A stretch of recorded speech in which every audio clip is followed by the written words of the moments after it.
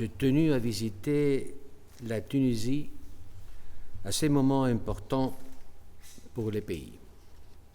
Je suis ici pour témoigner l'attachement de l'Union européenne et de nos États membres à un partenaire, la Tunisie, très important pour nous.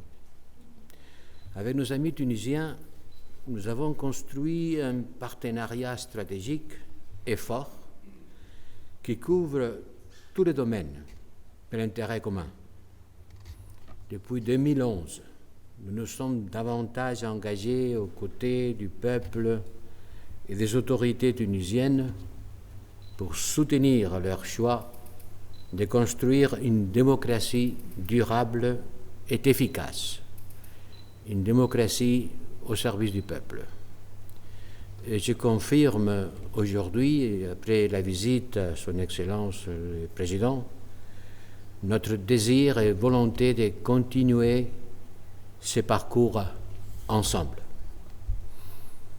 En effet, je viens d'être reçu par le Président de la République, Kais Saied, à qui je remercie pour nos échanges sincères et approfondis. Également, je me suis aussi entretenu avec les ministres directrices du cabinet du Président, Nadia Kacha, ainsi que Mme Bougoudri, chargée de la gestion du ministère de l'économie, des finances et de l'appui à l'investissement. J'ai également rencontré des représentants des principaux partis politiques et des membres représentatifs de la société civile tunisienne.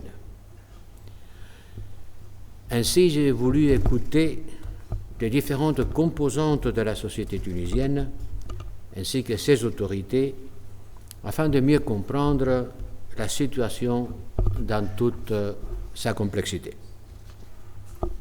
Et avec le président en particulier, tout en soulignant le respect pour la souveraineté de la Tunisie, j'ai rappelé l'attachement de l'Union européenne à l'ancrage démocratique de la Tunisie ainsi qu'au respect de l'état du droit et des droits et libertés fondamentales.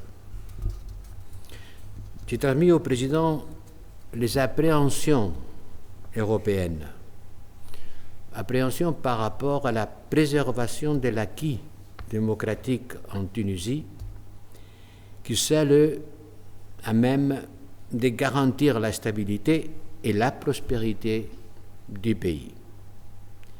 Le libre exercice du pouvoir législatif et la reprise de l'activité parlementaire font partie de cet acquis et ils doivent être respectés.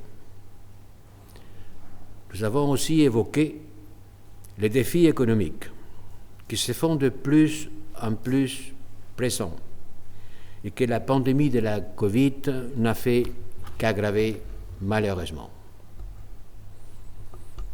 Dans ce contexte, il est important de conduire le pays vers le rétablissement de la stabilité institutionnelle en préservant ses fondamentaux démocratiques. Et c'est en restant à l'écoute des volontés et des aspirations du peuple tunisien, dans le cadre d'un dialogue ouvert et transparent qui permettra de faire répartir la Tunisie sur le chemin de la consolidation démocratique. J'ai pris bonne note des messages que j'ai reçus lors de mes rencontres, et en particulier ceux de M. le Président,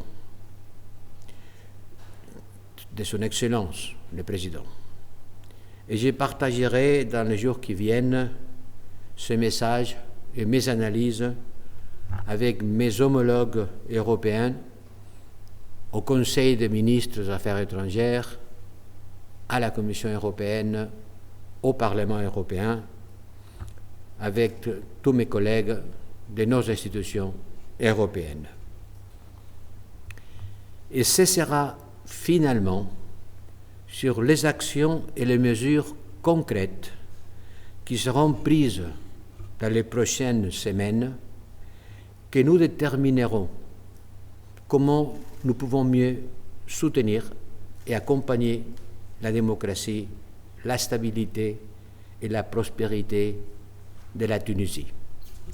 Parce que c'est ça